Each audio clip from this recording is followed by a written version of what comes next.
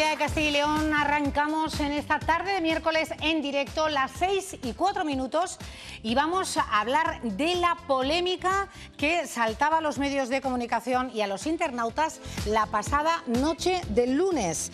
Una campaña del Ayuntamiento de Zamora en contra de la violencia de género desata dicha polémica por usar chistes machistas. Por ejemplo, ¿qué hace una mujer fuera de la cocina? Turismo, en fin.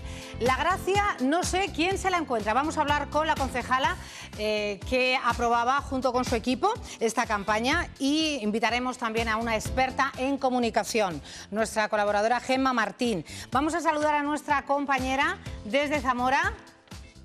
Adelante.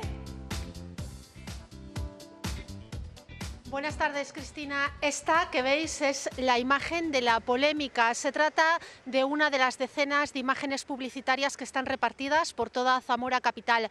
Es una campaña puesta en marcha por el Ayuntamiento de Zamora para el Día de la Violencia de Género, y se ha utilizado una serie de chistes machistas para llamar la atención sobre este asunto. Una polémica que no ha dejado indiferente a nadie. Luego os lo contamos. Compañera Cristina Calvo, efectivamente después hablaremos de ello. Y hoy, en nuestro tiempo de opinión, en nuestro tiempo de tertulia, vamos a hablar de el derecho a voto por parte de los discapacitados intelectuales de nuestro país. Casi 100.000 personas pueden recuperar su voto si se aprobara en el Congreso la modificación, el cambio de la ley electoral en su artículo 3º. El Congreso puede ser que lo modifique. Vamos a hablar con especialistas y ellos mismos van a darnos su opinión.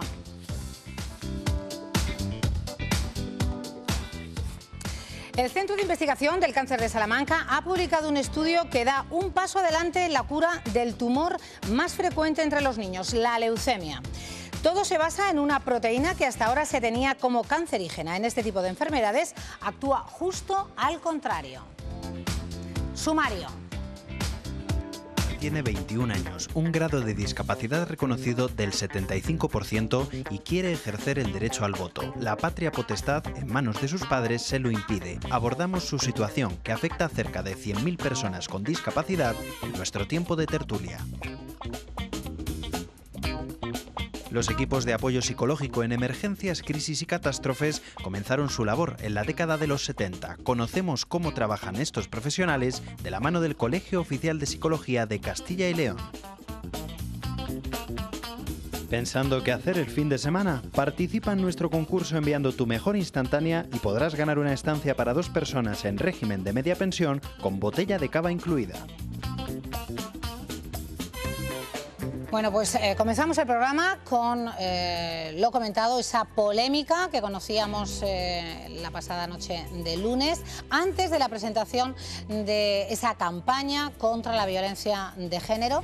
Y tenemos a nuestra colaboradora, doctora en publicidad, profesora de la Universidad de Valladolid, Gemma Martín. Muy buenas tardes. Buenas tardes, Cristina. En este tipo de cuestiones y además muy al hilo de la violencia de género, ¿no? Y de luchar por esta lacra y este terrorismo que en lo que lleva de año son 50 las mujeres muertas. Llevamos en este país más víctimas por violencia de género que por el terrorismo de ETA. Ahí queda. Me dicen los compañeros que también tenemos al otro lado del teléfono a Laura Rivera, que es la presidenta del Consejo Municipal de la Mujer. Muchas gracias por entrar en directo. Hola, saludos, buenas tardes y gracias a vosotros. Buenas tardes. Bueno, pues Gemma, me gustaría que... ¿podemos ver, compañeros, un vídeo e imágenes, efectivamente, de esta campaña? Sí, la Pues conozco. vamos a ello. Cristina, buenas tardes de nuevo. Desde Zamora, Cristina.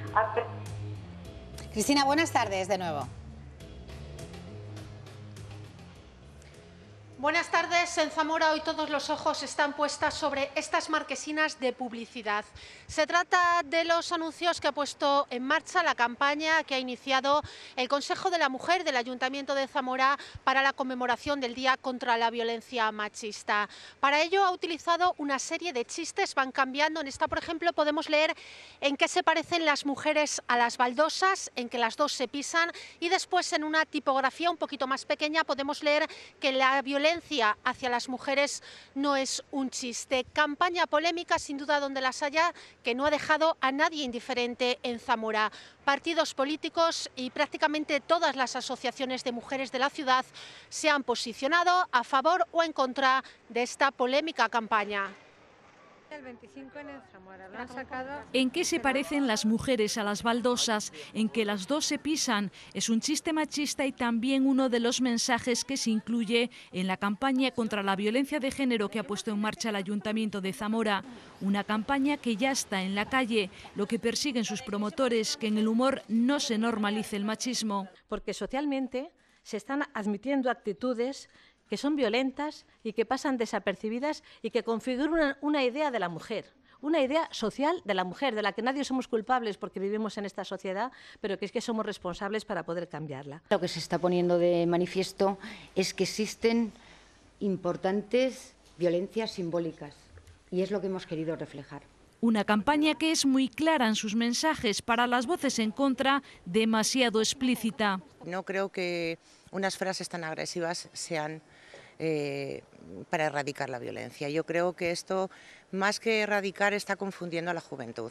Desde el Grupo Ciudadanos ya se ha pedido que se retire. El Partido Popular la rechaza y a Podemos no le parece tampoco adecuada. Bueno, Gemma, te había dado paso a un primer titular, comentario sobre lo visto como experta en publicidad, pero si me permites, y por alusiones, y escuchábamos hace unos instantes a nuestra invitada, a la señora Rivera, hablar, comentar, matizar también la concejala de Igualdad del Ayuntamiento de Zamora, Laura Rivera. Polémica, desde luego. ¿Ustedes sabían que se iba a formar esta polémica en la calle y en las redes? Evidentemente no lo sabíamos. Lo que sí quiero aclarar respecto a la campaña es que es una campaña en la que lamentablemente los chistes no son de una agencia de publicidad. Los chistes son del acervo popular machista que produce la violencia contra las mujeres. No hemos inventado los chistes, algunos los conocíamos. Mucha gente los conoce porque los está oyendo, no digo todos los días, pero de manera habitual y de manera normalizada en cualquier reunión, en los bares, en fin. Y sin embargo, lo que ha resultado curioso es que, vistos en una campaña en la que se pretende denunciar que eso es machismo, que eso es violencia y que eso puede acabar con la muerte y el asesinato de 50 mujeres y cada año de alguna más, y también de los niños, eso, cuando lo ven escrito, escandaliza. Entonces, la reacción de escándalo, esa reacción y esta polémica, nos parece que no es negativa. A lo que teníamos miedo es a que la gente se riera.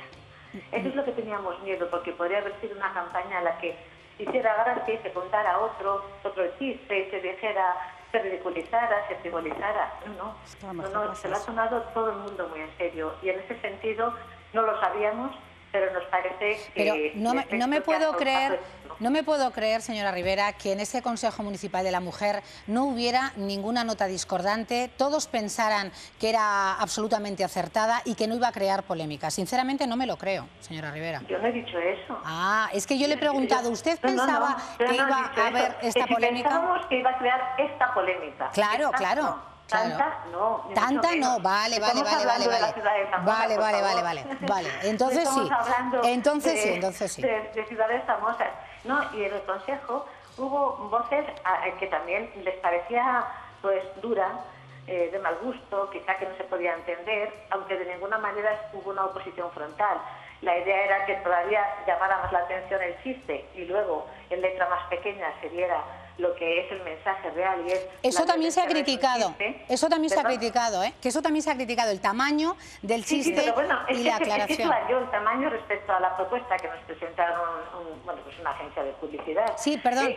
No, pero te voy a comentar un asunto, si me permites, para que se vea hasta qué punto a veces las cosas no las entendemos y las tenemos normalizadas.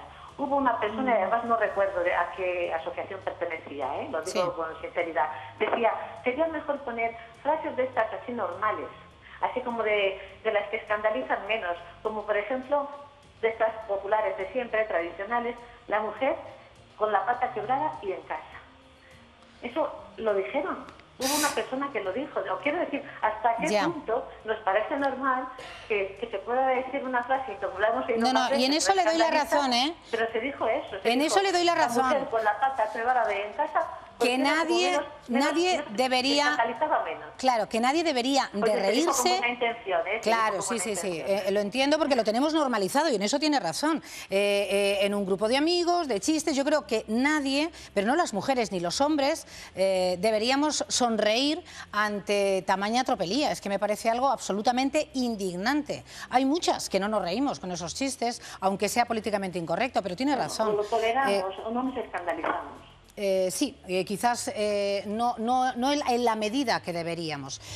Si me lo permite, señora Rivera, vamos a preguntar a esta experta en comunicación, a nuestra colaboradora Gemma Martín. Buenas tardes, Gemma. Al fin vengo a hablar de publicidad. De lo tuyo, directamente. Sí. Dicho sea de paso, que esta agencia de publicidad que ustedes han contratado para hacer esta campaña, Touché, que se llama, con su director hemos hablado, les hemos pedido que entraran para aclarar también los motivos de esta campaña que han firmado. Ustedes han contratado, han dado el ok, pero los que la han creado y firmado son ellos y han declinado la invitación a este programa y a otros medios. Dicen que no quieren hacer declaraciones, cosa que no entiendo, porque si no se arrepienten de un trabajo, yo algo que hago en esta casa y que lo firmo, puedo responder sobre ello, no tengo por qué esconderme, pero bueno, respetuosa su decisión de no entrar a aclarar porque polémica hay, y yo creo que ellos también eran conscientes de que se iba a crear esta polémica, no sé la medida de la polémica, pero polémica hay al respecto. Adelante, Gemma.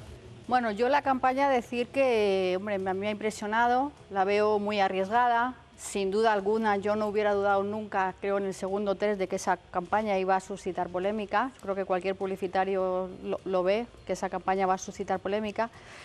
Y lo que sí quiero decir es que yo entiendo lo que ha dicho ella y veo la intención que tienen, pero en publicidad hay que tener mucho cuidado, porque si los mensajes no se tratan bien, la intención a lo mejor no es lo que estás transmitiendo. O sea, en este mundo de la publicidad hay muchos micromachismos. Micromachismos es pequeños detalles que están consentidos y que como están consentidos y normalizados, pues ahí van. Entonces esta campaña yo creo que va un poquito a eso, a esos detalles, esos mensajes que ellos dicen, que aprendamos a rechazarlos.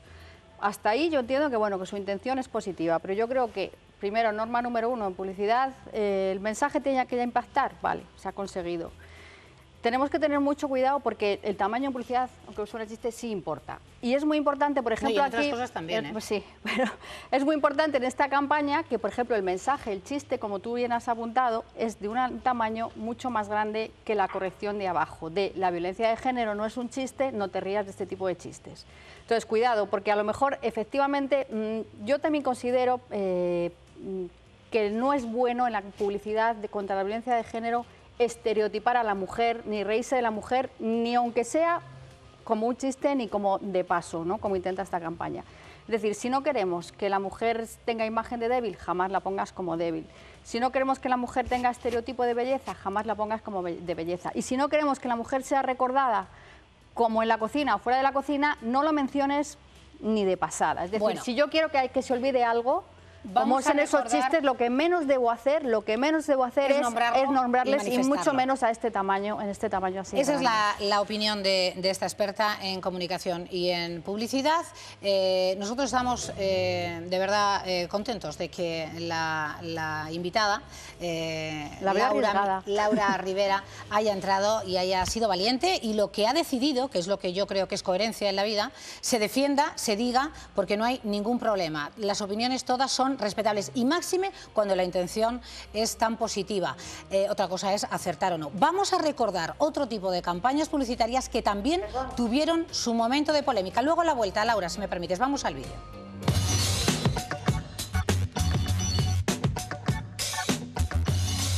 La violencia no es un chiste no es la primera campaña publicitaria que pone a Zamora en el disparadero. Este mismo año los libreros del municipio utilizaron la imagen de una mujer de espaldas y desnuda para anunciar una nueva edición de la Feria del Libro. El cartel fue tachado de sexista por algunos sectores. Polémica y publicidad es un binomio recurrente entre los publicistas para luchar contra la anorexia, contra la suciedad en las calles o contra el amigo gorrón, pero también para concienciar sobre la diversidad sexual el drama de los refugiados o la utilización de minas terrestres. La marca de ropa Benetton se ha convertido en una especialista en llamar la atención, más de medio siglo de lucha social a través de unos anuncios donde ha visibilizado el desempleo, el racismo o la complicidad de líderes mundiales tan dispares como el Papa, Angela Merkel, Nicolás Sarkozy o el fallecido Hugo Chávez. Otras firmas como Sisley se han puesto en un aprieto al escenificar la adicción que provoca en las mujeres uno de sus vestidos. También Sony al trasladar la supuesta supremacía de una consola en color blanco sobre otra de color negro. El culto al cuerpo viene de lejos, desde la clásica utilización de la mujer y su desnudez como reclamos, a su posterior empoderamiento gracias a su ropa interior. Esta práctica no siempre ha sido bien entendida, incluso cuando ha tratado de hacer frente común por una buena causa. La ficción publicitaria no conoce límites. Hay quien sigue confiando a su desodorante el éxito con las mujeres. No se extrañe si estas navidades un afamado narcotraficante vuelve a colarse entre sus postales de felicitación.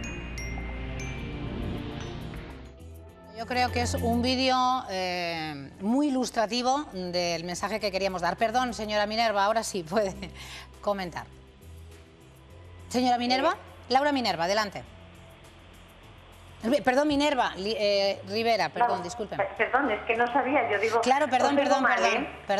Rivera, Laura Rivera. Bien, yo no sé de publicidad, mi profesión es... Yo soy maestra. Entonces, vamos a ver, yo no voy a discutir de publicidad y tampoco voy a hablar de la utilización de la imagen de la mujer en la publicidad, que es lo que tiene que ver pues un poco más con lo que se ha planteado en el vídeo. Yo voy a hablar de lo que es esta campaña, que es la que ha suscitado la polémica. Entonces, no hablo de publicidad y no digo si está bien o mal planteada, pero sí que quiero aclarar respecto a lo que se ha dicho de ella, que esto era para decir, como resaltar un detalle. No.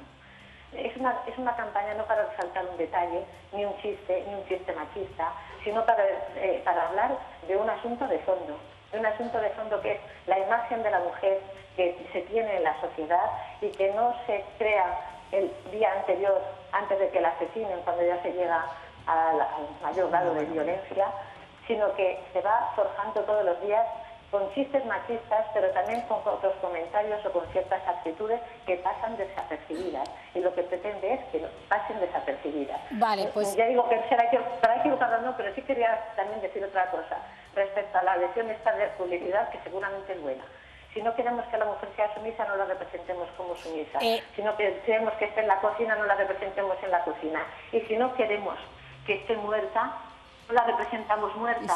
Porque es que el problema es que esto escandaliza, pero lo que tiene que escandalizar es que estas actitudes, y ya está socialmente reconocido que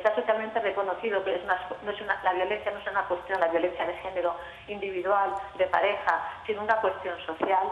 Todas estas actitudes conforman una imagen de la mujer. Absolutamente de acuerdo. A la violencia. Por lo tanto, si no la queremos muerta, tenemos que sacarla muerta y tenemos que sacar aquello que la lleva a que esté muerta. En muchas cosas... Sí, Laura, en muchas cosas...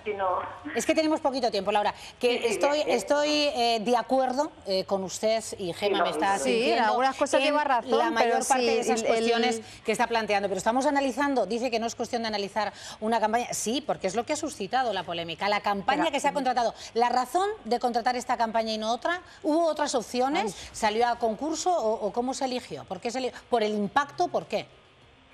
Vamos a ver. Brevemente, porque Gemma quiere hablar y me va a matar. El ayuntamiento convoca una concentración, convoca un acto institucional, ilumina un puente, el puente sin nombre de los poetas de Zamora, con el color violeta. Y salimos, guardamos un minuto de silencio, 2 minutos... Pero no me está contestando... No, estoy diciendo que hacemos estas campañas. Sí, pero que ¿por qué se eligió? Son necesarias. No, yo ahora le contesto.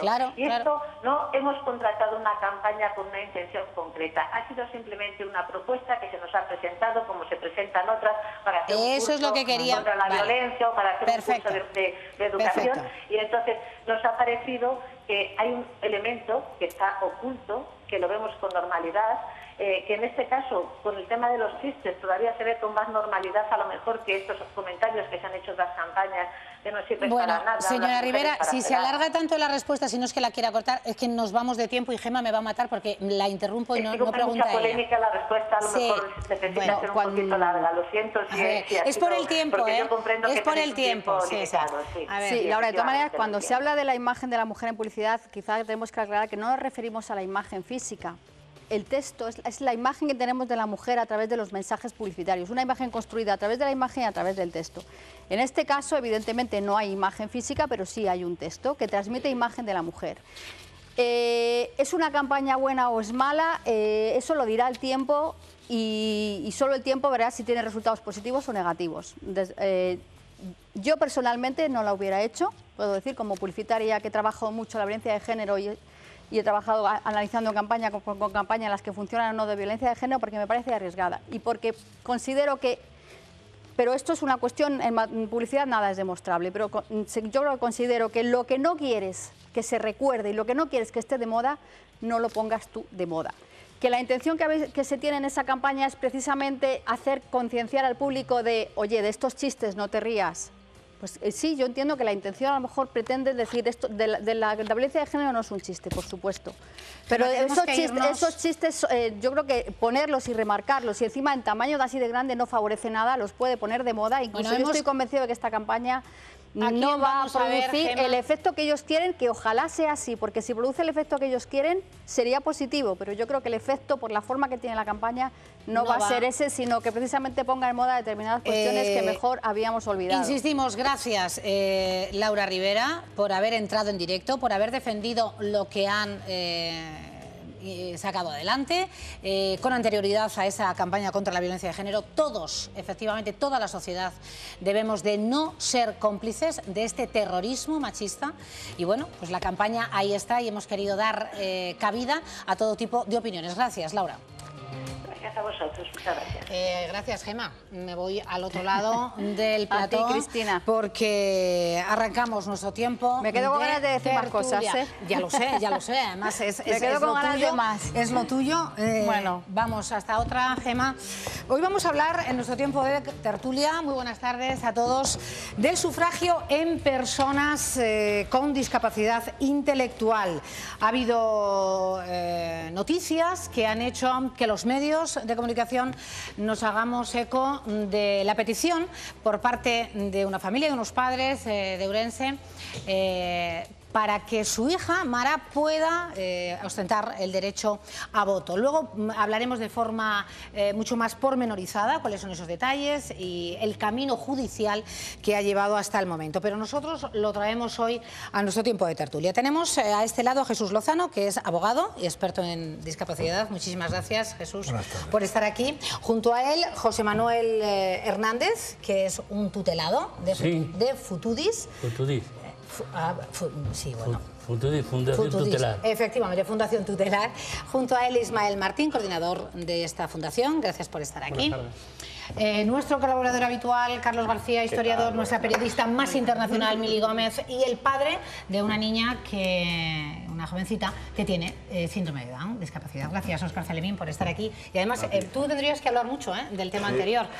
Él es experto también en comunicación y en marketing, pero él está ahora por otro tema. Bueno, lo dejamos ahí y, si os parece, hacemos un primer turno de opiniones. Venga, pues arrancamos contigo, Jesús. ¿Cómo está la situación en nuestro país? Luego, si quieres, hablaremos de algunos países de Europa, del derecho comparado en este ejercicio del derecho a voto, de este tipo de personas, que son casi 100.000 personas las que podrían recuperar su derecho a voto. Más que recuperar, la última estadística de la Oficina del Censo Electoral dice que hay 100.000 personas que han sido privadas del derecho de sufragio, de la posibilidad de votar o de ser votado en unas elecciones, sea a su municipio, a la comunidad o al gobierno, al Congreso de los Diputados, por una sentencia judicial. El problema radica es que la ley electoral española impone en un artículo que el juez, cuando dicta una sentencia de modificación de la capacidad, una sentencia que teóricamente se dicta para proteger a una persona, para dotarle de un tutor que le sustituya en aquellos aspectos que no puede gestionar por sí mismo, en esa sentencia debe de pronunciarse si tiene o no capacidad electoral, tanto activa o pasiva. Y esto ha sido criticado... Y esto viene en la ley. Sí, viene en la ley y obliga al juez, pero ha sido criticado porque solo a las personas que se someten a este tipo de procedimientos se les hace un examen sobre condiciones electorales, ¿no? ¿Quieres decir de forma subliminal que si a los demás nos hicieran esa prueba... Ninguno la pasaríamos. Bueno, no la pasábamos.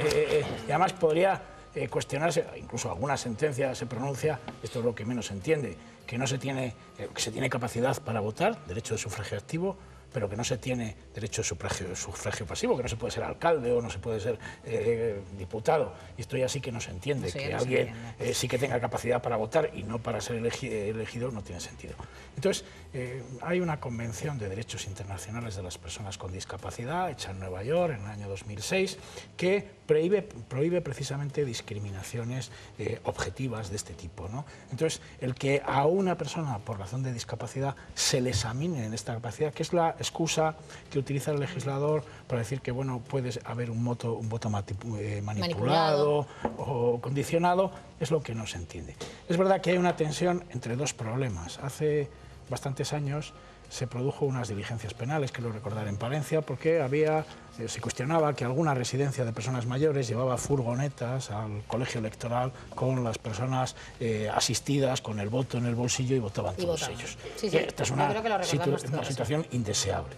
Pero igual que indeseable que es esa situación, es decir, la perversión del sistema que debe de ser perseguido, incluso a través de los mecanismos de la justicia criminal, lo que no se puede hacer es a determinadas personas, porque requieran la asistencia de un tutor, cuestionar su capacidad natural para elegir un alcalde. Por ejemplo, yo creo que una persona que estoy recordando un supuesto real en que se le privaba el derecho de sufragio y se le preguntaba además en la sala de vista sobre esto, que a una persona no se le permita elegir entre un vecino y otro como alcalde cuando vivía en una pequeña localidad y conocía perfectamente las dos opciones que tenía. Yo creo que has planteado muy bien el tema. Me gustaría escucharos a ambos. A ver, Chema, ¿qué te parece? ¿Tú votas? Yo sí, voto, sí. Y me parece mal que se nos prive de ese derecho que tenemos todos los ciudadanos de a pie. Claro. Y está expuesto en la Constitución, de tanto como se habla hoy en día de la Constitución. Y de los derechos. Y de los derechos. De los ciudadanos. A ver, Ismael.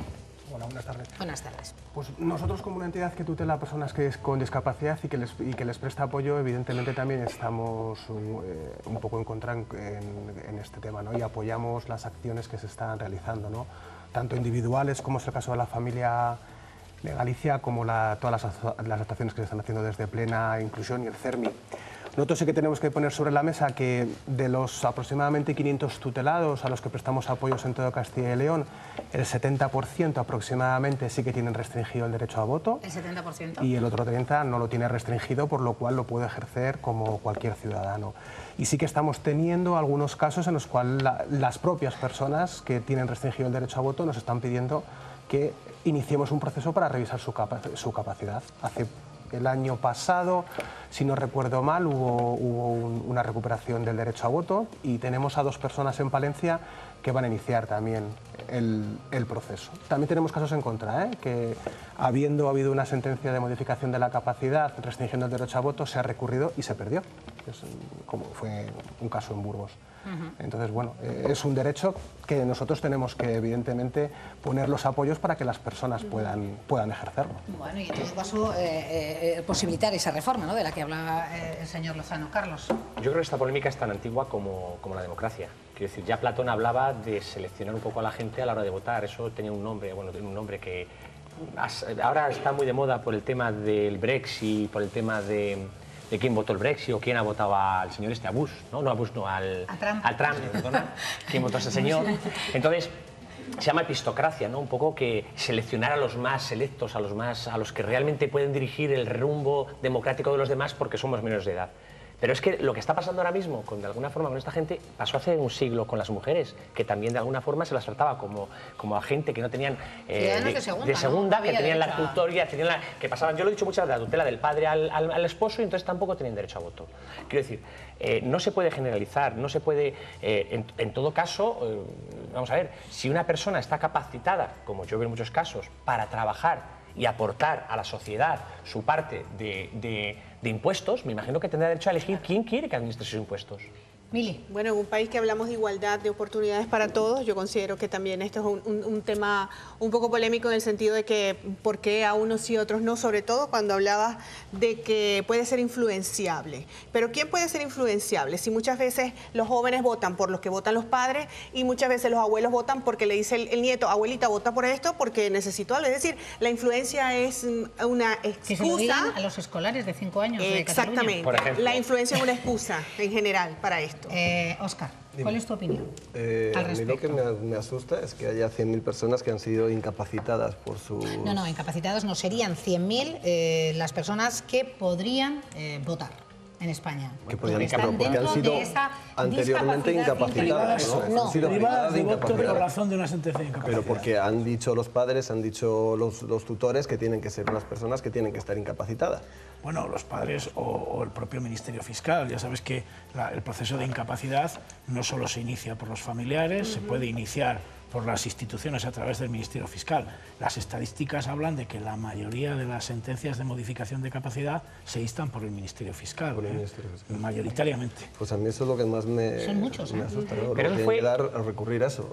Yo conoces a mi hija y conoces cómo la trato y cómo la cuido, y para mí es todo lo contrario. Mi hija tiene las mismas capacidades que cualquier otra persona, tiene síndrome de Down, tiene unas capacidades especiales, y tú la conoces y lo sabes perfectamente, pero tiene capacidades suficientes. De hecho, viene a votar conmigo y demás historias, y a lo mejor hasta está más vinculada a lo que yo pienso que a lo que tal, pero como todos los padres, todos los hijos y demás. Como todo el mundo, lo que estaba comentando. De hecho, creo que en España la mayoría de los que votamos, yo creo que soy de los pocos tontos que se ven los programas electorales de los partidos, ¿sabes? Porque cuando preguntas a la gente dices, ¿has leído esto? ¿Has leído lo que van a hacer? ¿Has leído cómo se va a hacer? Y luego todo eso no se cumple nada, así que al Por final eso digo que si a todos nos hicieran un examen, votan por quien te influye. Me parece algo... ¿Estás a favor de Yo creo que se vote, yo quiero capacidad, absolutamente en todo, ¿sabes? Pero y cuando empezó la democracia, perdona, y cuando empezó la democracia, ¿cuánta gente analfabeta votaba? Porque ahora es verdad que hay un proceso en el que la escolarización y de alguna forma la cultura ha sido Pero claro, cuando empezó la democracia en el 78, ¿alguien pensó cuántos analfabetos que no sabían leer ni escribir nuestros abuelos tuvieron derecho a voto? Claro. Y ahora nos lo cuestionamos. Hay gente que se lo pide a cuestionar, fijaros. No hay problema hasta derecho. El año 93. Es decir, si alguien se modificó la capacidad en el año 78, 79, 81, hasta el año 93 no se modificó la ley electoral y se introdujo este artículo, el que se pretende reformar. Con lo tanto, no hay ninguna persona con la capacidad modificada, sea cual sea su capacidad, porque todas las personas son distintas. Entonces, yo creo que cada modificación de la capacidad debe de atender a las necesidades de una persona, pero por razón de que te tocó más tarde que nombraran tutor, fuiste a partir del 93, pues te privan del derecho de sufragio. Incluso, como las cosas funcionan como funcionan, el programa informático ha generado también problemas en esto, porque como las sentencias se hacen con programas informáticos, hemos detectado algún supuesto en que se había oficiado a la oficina del censo electoral la privación del sufragio, a pesar de que la sentencia no lo decía, porque el sistema ya preparaba los oficios para mandar al registro civil y al censo electoral, y entonces se certificaba esta cuestión. Hoy detectamos 3 o 4 supuestos. Bueno, vamos a hacer una pausa. Tan solo está iniciado este tiempo de tertulia. En unos instantes, a la vuelta, conoceremos el caso de Mar Camaño, la madre de Mara, que llevan 3 años luchando, recurriendo hasta el Constitucional llegado, y ahora se proponen conseguirlo a través del Tribunal de Estrasburgo. Volvemos en 3 minutos.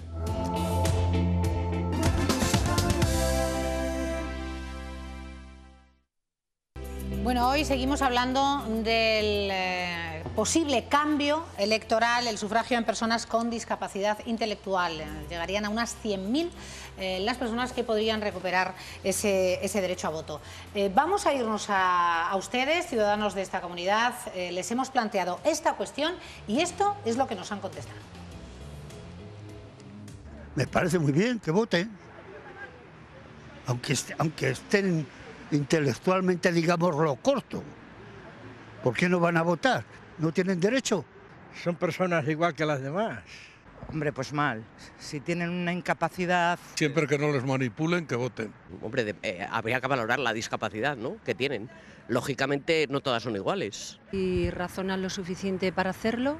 ¿Por qué no? Depende del grado que tengan, indudablemente creo que sí. Lo que pasa es que eso es una cuestión ya más médica que jurídica. Por lo tanto, si efectivamente están capacitados para tomar algún tipo de decisión, aunque sea disminuida de todo eso, estoy totalmente de acuerdo en que voten. Bueno, pues yo en principio creo que podrían votar, pero había que ver qué tipo de discapacidad intelectual tienen, porque hay grados, me imagino, no tengo muy claro ese tema, y hay grados, pero yo creo que hay gente que está capacitada y muy capacitada para votar. Bueno, pues esa es la voz de la calle y como hemos escuchado hay bastante sintonía y homogeneidad a la hora de inclinarse por ese derecho al voto. Jesús. Yo tengo si claro. se metieron... Claro, y creo que la sabiduría popular en el mismo sentido. Es decir, la Constitución dice, y esto es una convención, es la sociedad la que decide que a partir de los 18 años podemos votar.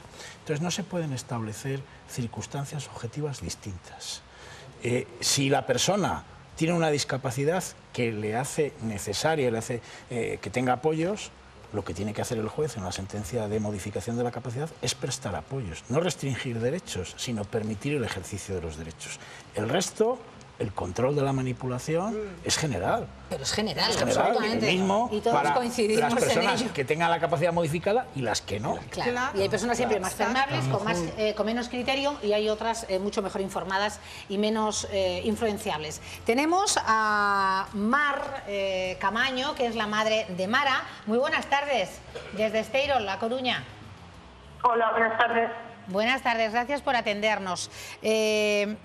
Después de 3 años persiguiendo que su hija pudiera, tras los 18 años, votar, y ese derecho le fue restringido, fue un efecto colateral de esa petición por parte de la Asociación de Síndrome de Down, donde está Mara, que les aconsejó continuar con la patria potestad, extenderla en el tiempo, ¿no? Y como efecto colateral, Mar, esa restricción para que su hija Mara pudiera ejercer el derecho a voto. Todo esto, esta restricción, se produjo después de un examen. No sé qué tipo de examen. Mar, buenas tardes. Hola, buenas tardes. Fue un examen hecho por la forense. A ver, Mar. Hola. Hola, es que parece que se cortaba la comunicación. Continúe. Pues nada, fue un examen hecho por la forense. Sí. Que, bueno, implicó varias preguntas y entre ellas de política.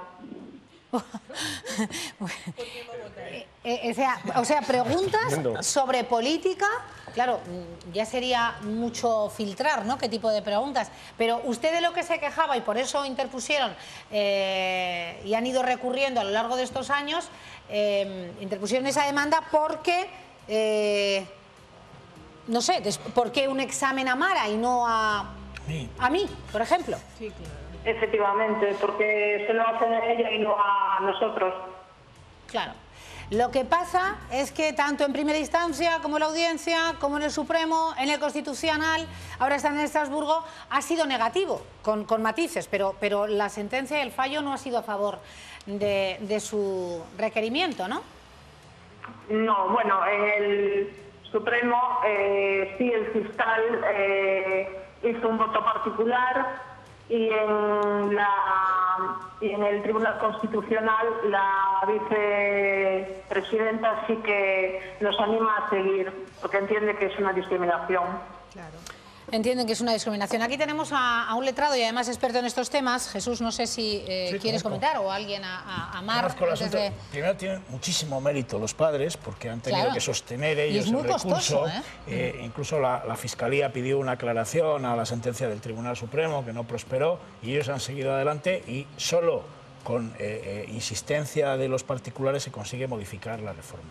Y tiene mucha razón Mar cuando dice que por qué a su hija la han examinado y a los demás no. Si a todos nos hubieran examinado, no tendríamos tan malas leyes, porque votaríamos mucho mejor, pero la virtualidad de los resultados otras veces. De la democracia es que cada uno votamos lo que queremos, ¿no? Y así sale, ¿no? Entonces, si a cualquiera se le examina de política, que se le pregunta quién es el presidente de la comunidad autónoma, al alcalde de su municipio, el partido político y no sé qué, pues probablemente la mitad de la ciudadanía no lo sabemos. Si me lo preguntan a mí, pero pongámonos en el caso de que se equivoquen. Quiero decir, supongamos que esas 100.000 personas, de esas 100.000, 20.000 se equivoquen.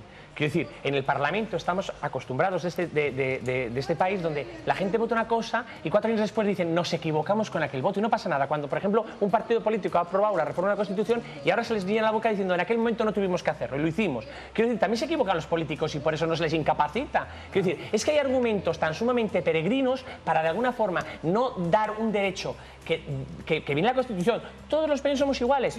Y si examinamos a los chavales de 18 años, y que me perdonen la mayoría, porque habrá muchos, pero un tanto por ciento muy alto, no saben ni quién es el ministro de Cultura, ni quién es... O sea, es que no sabrían quiénes son los políticos de este país.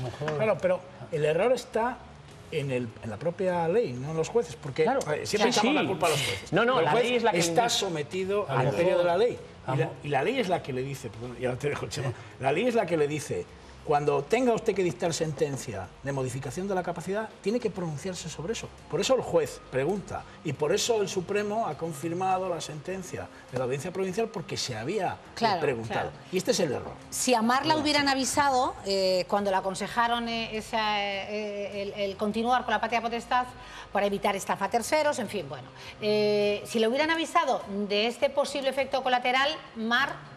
¿Qué hubiera hecho? No, porque entonces nosotros lo pensaríamos. Si eso conllevara, si nosotros supiéramos que conllevaba algún tipo de disminución de derechos de mi hija, claro que lo pensaríamos. Mar, ¿qué les diría a los legisladores a esa posibilidad que hay en las Cortes de modificación de la ley electoral, de ese artículo tercero de posibilidad de modificarlo? ¿Qué les diría a esos diputados, a esos legisladores para que modificaran la ley y así los jueces pudieran no aplicar? Que sería de justicia, nunca mejor dicho, que todo el mundo que cumpla los 18 años pueda ejercer su derecho al voto. Para eso se luchó por una democracia. Pues gracias, Mar Camaño, desde Esteiro, La Coruña, por entrar y, como decía nuestro letrado, qué fatiguita, 3 años, seguro que hablaremos. Gracias. Muchísimas gracias a ustedes. Mucho esfuerzo, mucho esfuerzo. Es que es muy difícil en el sentido de que si la ley, como lo estabas explicando tú, dice no tiene la capacidad y tiene que nombrar los tutores, se supone que no tendría capacidad para muchas cosas y es ahí donde se contradice la situación. Porque entonces si no hacemos nosotros, si la ley te dice tú no tienes derecho a esto o aquello... No es así. La ley no dice nada. Es la sociedad la que impide a una persona ejercer un derecho. ¿Por qué? Basta que tenga síndrome de Down para que, si vas a una notaría a aceptar la herencia, como ya no hay tíos en América, nadie va a una notaría a aceptar la herencia en América, pero si vas a una notaría y tienes síndrome de Down, el notario te pregunta, ¿usted tiene tutor, tiene capacidad? Y si no tienes síndrome de Down, aunque tengas una discapacidad mucho más grave, no te lo pregunta. Pero si no tuviera los tutores, claro, que es el caso de Mar, por ejemplo. Mar tiene unos tutores representantes de ella. Si no tuviera tutores, el síndrome de Down fuera una persona con síndrome de Down y también tuviera los mismos problemas que Mar. No, pero la que discrimina es la sociedad. Lo que hace la ley es proteger. Es decir, para que usted pueda aceptar la herencia, si la sociedad no le deja hacerlo por sí mismo, porque considera que necesita unos elementos que no tiene, le ponemos la ayuda, la muleta, el tutor, la asistencia. Pero lo que no podemos hacer es restringir derechos por esa razón. Es decir, al discapacitado hay que apoyarle legalmente para que tenga los apoyos necesarios. Claro, no anularle. Si le quitamos la capacidad para trabajar, pues nadie puede firmar por él su contrato de trabajo, porque si Chema no firma su contrato de trabajo y alguien firma por él, le estamos convirtiendo en un esclavo. Tú trabajas donde quieres. Y si no tiene capacidad para contraer matrimonio y lo decide el tutor, pues entonces volvemos a la Edad Media. No, las personas tienen derechos que solo pueden ejercitar por sí mismos, y el de sufragio es uno de ellos, y el de poder decidir en tu pueblo también, es decir, que ¿por qué no va a ser solo votar? También de formar parte de un consistorio o tomar decisiones comunes. Ese solo se puede hacer por sí mismo. Entonces la ley ahí no tiene nada que decir. Lo dicen los jueces porque el legislador se empeña en esto, que esto es una cuestión política. Y hay polémica cuando hay elecciones. Que la sociedad no está concienciada de que somos todos iguales ante la ley. Somos todos iguales. Muy bien dicho, Chema. Y a lo mejor, en ese caso, también sería otro paso más para modificar la Constitución, tanto que se habla de modificarla para adaptarla a los nuevos tiempos. Este también sería, ¿no? Sí. Pero es que además han pasado 40 años. Electoral. No, que hable, que habla poco. No, yo es que quería preguntarle también a Óscar y a Samuel, que, perdón, a Ismael, como tutores, ¿no? Y que me diréis vuestra opinión de cómo sentís, no solo por la experiencia propia, sino en las agrupaciones y en las asociaciones donde os movéis. Hombre, realmente... ¿Cuál es el sentir de las personas con discapacidad y cuál es el sentir de los que tutelan? Pues en este caso hay como todo, como en botica. Hay personas que tienen la capacidad restringida y es algo que para ellos no es realmente importante y no se plantean iniciar ningún proceso para poderla revisar porque consideran que no va con ellos, pero igual que cualquier ciudadano que decide no votar, ¿no? Y hay otros que lo viven con verdadero sufrimiento, ¿no? Porque tú te sientes protegido, ¿no? Sí. Y hay otros que lo viven con un sufrimiento de por qué a ellos se les ha quitado ese derecho.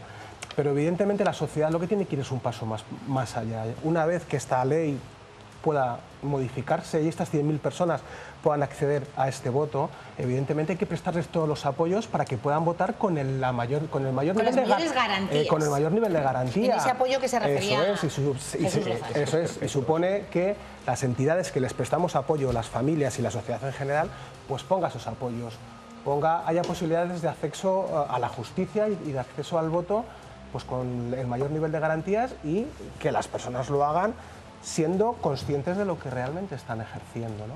Porque sé, porque sé que antes veía palabras de todo tipo legales y no las entendía. Pero ahora sé que tengo gente detrás, abogados. Claro, te refieres a la tutela que te están prestando, los tutores, que te hace sentirte más seguro, Chema. Óscar, que seguro que hablas también con padres y estás en bueno, yo estoy muy de acuerdo con Jesús. El problema le tiene la sociedad, pero a la sociedad y los primeros los padres. O sea, los padres somos el peor problema que tienen los chavales. Yo hablo del síndrome de Down, yo no conozco otras discapacidades más que el síndrome de Down y demás. Y yo lo que he visto es que el mayor problema somos los padres. O sea, les tratamos como... Perdón por la palabra, pero como idiotas, es que al final le conviertes en en una persona que no es capaz. O sea, yo he educado a mi hija que tenga capacidades de todo y que se tenga que caer. Yo creo que todos los padres tengan síndrome de Down o no tengan síndrome de Down, les meteríamos, en una urna y que no salieran de esa urna jamás, ¿sabes? Para que no se peguen golpes, ni se dañen, ni nada de nada. Y está comprobado que solamente aprende el ser humano a base de darnos golpes. Leches. Sí, no sé, hostias, pues estamos aquí. Pero realmente no se puede proteger, claro. O sea, a base de golpes es como se aprende. Así que si cogemos y les metemos en una urna, directamente nunca van a aprender. Tengan o no tengan. En ocasiones a las personas con discapacidad se las priva del derecho, entre comillas, de fracasar, de equivocarse, con lo que supone de aprendizaje. No es lógico. Y eso no es lógico, ¿no? Pero es lo que dices, ¿no? Porque yo creo que a veces se les trata como niños. No como adultos, y son niños hasta que son niños. Pero de hecho, el síndrome de Down, todo el mundo dice, un niño con síndrome de Down, dice, si tiene 57 años, ¿qué coño de un niño con síndrome de Down? Pero si eso pasa en las entidades que prestan apoyo, los chicos, los niños, ¿cómo está tu niño? No, que el niño tiene 60 años, que es un adulto. Antes hablábamos de campañas de publicidad y se aprovechan, sobre todo bancos y un montón de instituciones, de la imagen de un síndrome de Down, ¿sabes? Eso me parece bastante más vejante que lo que hemos visto antes. O sea, sí, son tiernos, son dulces, cuando les da la gana igual que todos. ¿sabes? O sea, no tiene que tener, no, qué suerte tienes que tienes, siempre vas a tener un niño contigo.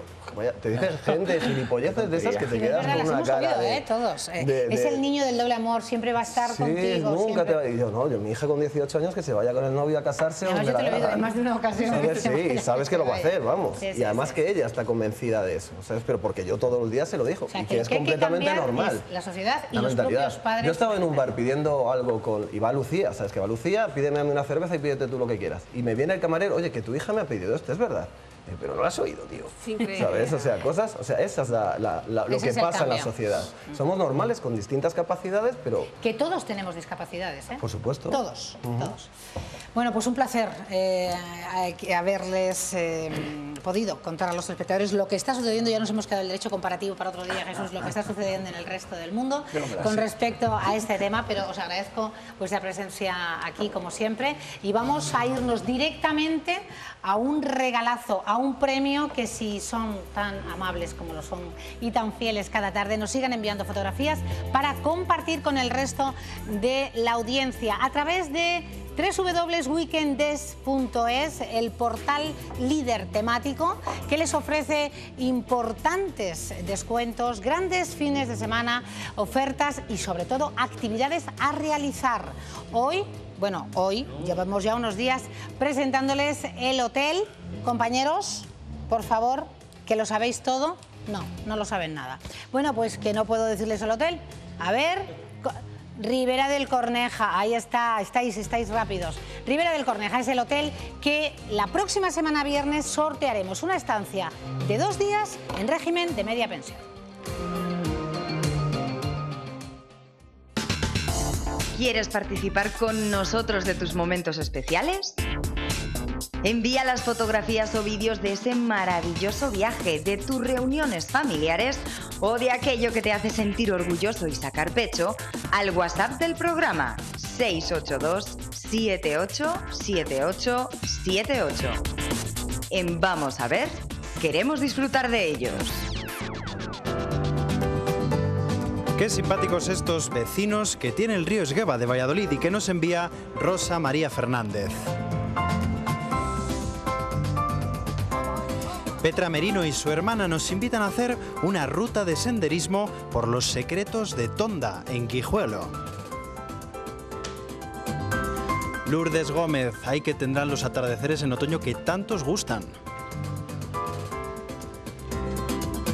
Y tras la tormenta llega la calma y de vez en cuando en La Horra se deja ver también el arco iris. Gracias, Sagrario, por compartirlo con nosotros. Ahí está la que fuera primera sede de la moneda mecanizada en España, la Casa de la Moneda de Segovia. También se deja ver en la fotografía de Jerónimo Llorente el monasterio del Parral de Segovia. No solo los martes aprendemos vocablos, al gorrión, nos dice Félix Pinar, lo llaman pardal en Fuente la Peña. Aquí tenemos a este bonito ejemplar descansando sobre un escambrón. Una imagen atípica, los pavos reales del Campo Grande son un clásico. Lo que no es tan habitual es que tengan como compañía a un gallo. Antolín Robles desde Valladolid nos confiesa que no lo había visto nunca hasta hoy.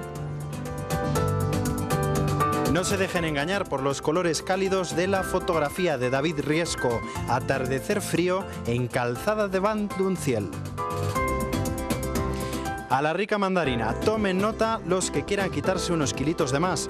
Es una fruta rica en fibra y con pocas calorías. ¡Qué buena pinta tienen, Adelia! ¿Y qué me dicen de estas setas? Gracias, Rosy, y que aprovechen.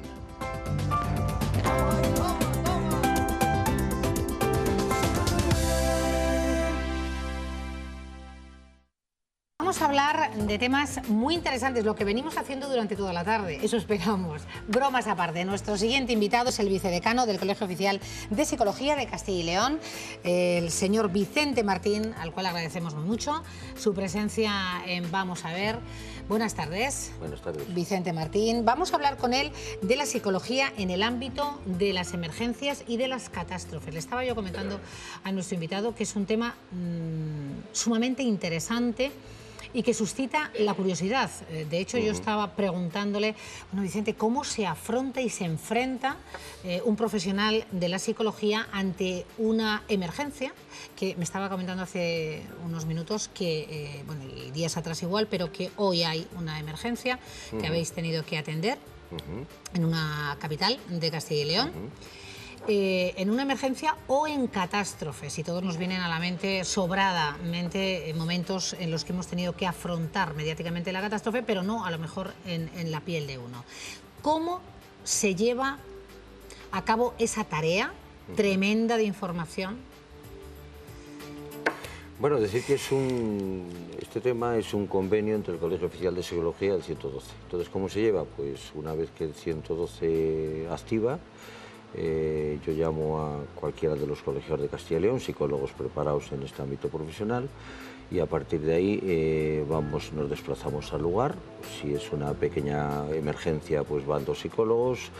En casos como, yo qué sé qué decirte, pues el 11M, el Hispaner o el accidente minero, pues se hace un cálculo más o menos de los psicólogos que van a ir, y a partir de ahí lo que se hace es hacer un estudio del entorno, tratando sobre todo de buscar lugares íntimos, diferentes escenarios para las distintas fases con las que nos vamos a encontrar. Es decir, hay un escenario de recepción de las familias, de toma de información, hay otro espacio de espera, hay otro espacio para dar las malas noticias y hay otro espacio luego para iniciar el protocolo de duelo. La ventilación, legitimación, relato cronológico, etc. Es todo un proceso de, digamos, de acompañamiento. O sea que no solo atendemos a los sobrevivientes, sino que de algún modo también creamos esos espacios o escenarios íntimos, especiales, para que las personas puedan ir elaborando eso con lo que posteriormente se van a encontrar. Es la forma de cómo actuamos. ¿Y qué es más complicado? Sé que es una pregunta, no sé si es acertada o no, pero bueno, quiero plantearla. ¿El que sobrevive a una catástrofe o los familiares de una víctima? Normalmente ambas partes, es decir, si el que sobrevive además tiene familia, es decir, por ejemplo, accidentes de coche, por ejemplo, accidentes mineros en los que muere también un familiar, pues lo más duro, lógicamente, es para el sobreviviente. Si ha sido testigo, además de la situación, como en accidentes de tráfico, si ha sido testigo, como por ejemplo en el atentado terrorista del 2004 en Madrid, pues más problemas. Y si es como en el Hispaner, que mueren prácticamente familias enteras, pues lo que queda es, no queda nada, se quedan sin padres, se quedan sin hermanos, se quedan sin mujer, se quedan sin hijos, y eso es lo realmente complicado. Teniendo en cuenta que nosotros nos dedicamos en este ámbito exclusivamente a la emergencia. Con posterioridad a la emergencia ya, pues derivamos normalmente a servir. De seguimiento, hay otro ¿no? tipo ya, sí. Diferente, con otro protocolo. Sí. Ya es otra historia. Distinto. Nosotros atendemos la emergencia, que puede durar 24 o 48 horas. Generalmente, o en muchos casos, hasta el entierro o el reconocimiento de la víctima por parte de los familiares, y a partir de ya desde el tanatorio se inicia pues otro tipo de intervención. Encomiable la labor, Vicente Martín. Vamos a irnos, como siempre, le preguntamos a los telespectadores sobre el tema de hoy y esa colaboración que mantiene el Colegio Oficial de Psicología de Castilla y León con emergencias, con el 112. Vamos a escuchar lo que nos han contado. Parece interesante, sí, aunque yo creo que ahora también se ha llegado a la idea de que te tienen que ayudar a todo, de que es casi imposible que una persona reaccione por sí sola y salga a flote, que es lo que normalmente se podía esperar, pero bueno, me parece bien, ¿eh? Me parece muy importante, además soy voluntaria en la Cruz Roja y una de las cosas que se toca en el voluntariado es la atención psicológica en situaciones de emergencia. A mí me gusta, lo veo muy importante. El hecho de que se preocupen de los ciudadanos es importante. Yo creo que extraordinaria, ¿no? Es una labor, pues, ¿qué te diría? Pues importantísima.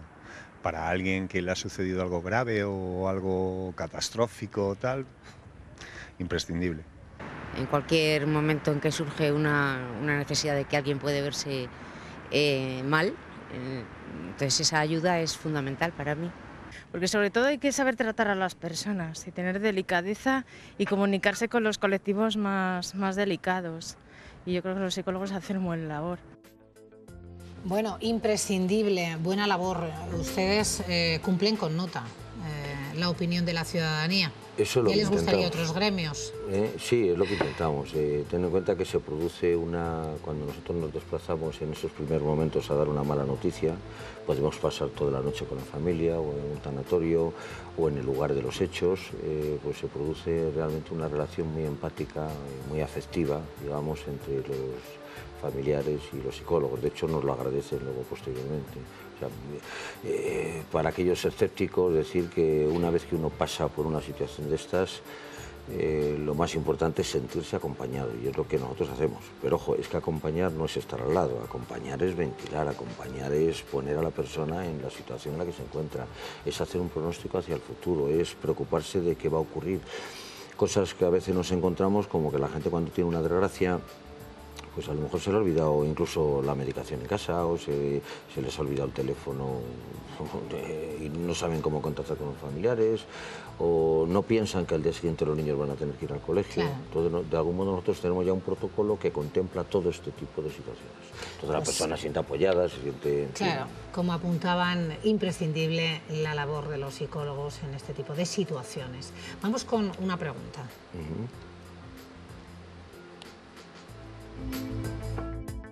Mi pregunta es, ¿el ciudadano de a pie puede ayudar a los psicólogos en una tragedia, que esperemos que no pase? Bueno, el ciudadano de a pie evidentemente puede ayudar a los psicólogos en las tareas, pero no hacer de psicólogo. Los psicólogos son profesionales, que tenemos un protocolo específico, y uno de los principales lemas que tenemos es: si no sabes qué hacer, no hagas nada.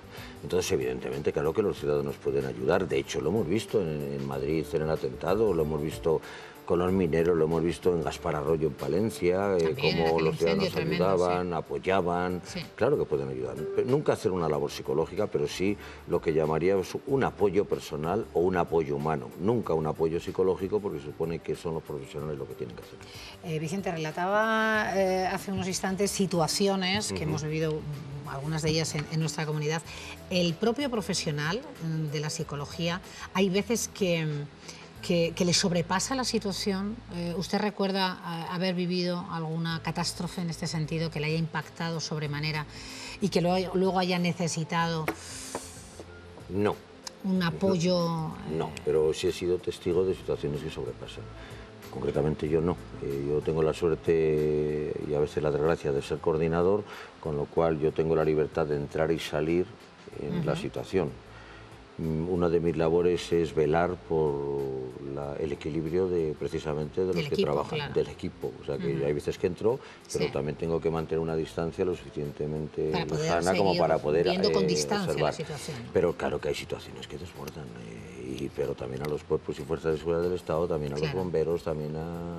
Y que luego han necesitado también un poco de ayuda. Y luego han necesitado. De hecho, nosotros solemos, a veces, en las grandes catástrofes o cuando hay situaciones de mucha alarma, hacemos lo que se llama el debriefing. El debriefing es una especie como, ¿cómo te diría yo? Como de medioterapia de grupo, que no está bien llamarlo así, pero es una especie de reunión en la cual cada uno de los psicólogos que ha intervenido, o de los intervinientes, que pueden ser otras personas, verbalizan lo que han pensado, lo que han sentido, a qué les ha recordado, qué implica eso en su vida. De hecho, lo hemos hecho en muchas ocasiones, lo que es el debriefing. Y otras veces el defusing. Y otras veces hacemos el debriefing, que es unos días después, pues tratar cada uno de manifestar lo que ha sentido. Sobre todo para ver que lo que se siente y lo que se piensa está similar. El que tiene hijos, ¿qué va a pensar cuando ve a un niño fallecido? Eso es la empatía, ¿no? Y la piel.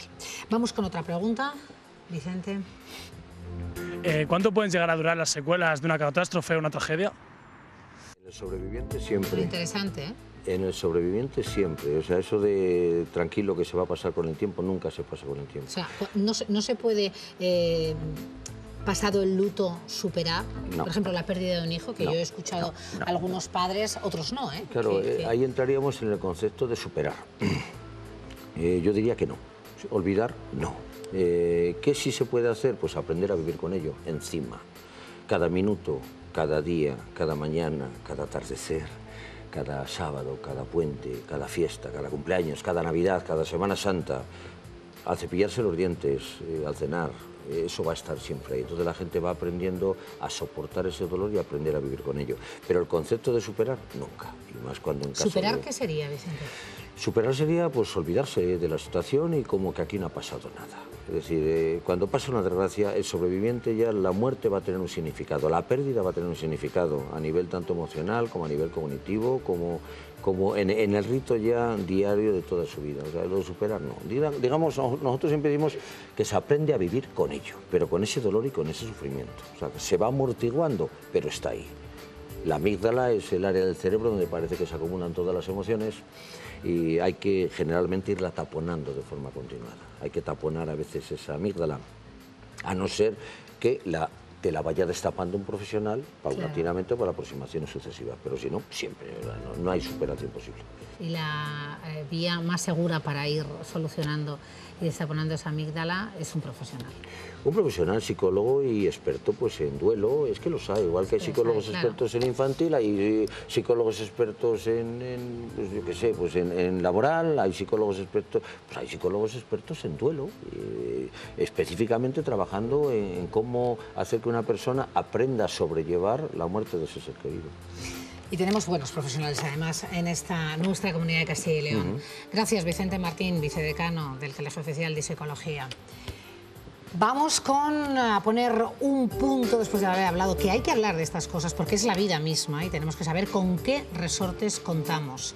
Vamos, digo, a poner un final musical a esta tarde de miércoles en Vamos a ver. Paula Rojo llena el escenario de este programa. Con ella les decimos que disfruten lo que resta de día y que nosotros mañana, puntuales a la cita, les daremos las buenas tardes. Hasta mañana.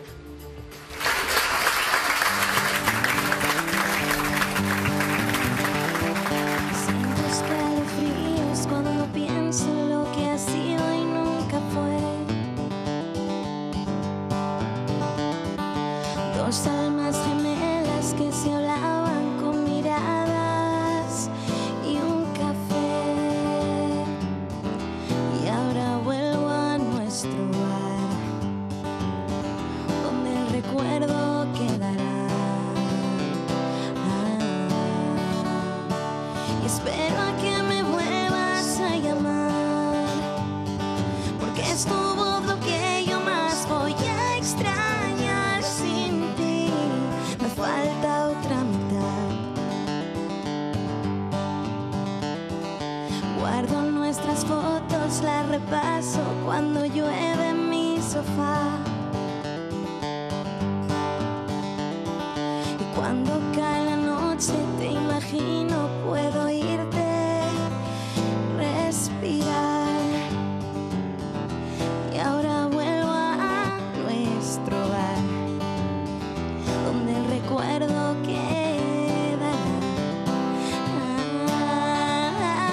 Y espero a que me vuelvas a llamar, porque es tu voz lo que yo más voy a extrañar. Sin ti me falta otra mitad. Sin ti me falta otra mitad. Y ahí estábamos tú y yo, sin razón, sin corazón, y la clave era el perdón, no el adiós, no el adiós. Y espero a que me vuelvas a llamar, porque es tu voz lo que yo más voy a extrañar. Sin ti me falta otra mitad. Sin ti me falta otra mitad.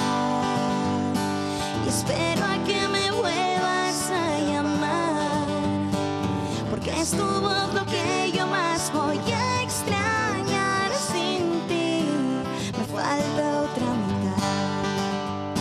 Y espero a que me vuelvas a llamar, porque es tu voz lo que yo más voy a extrañar. Sin ti me falta otra mitad. Sin ti me falta otra mitad.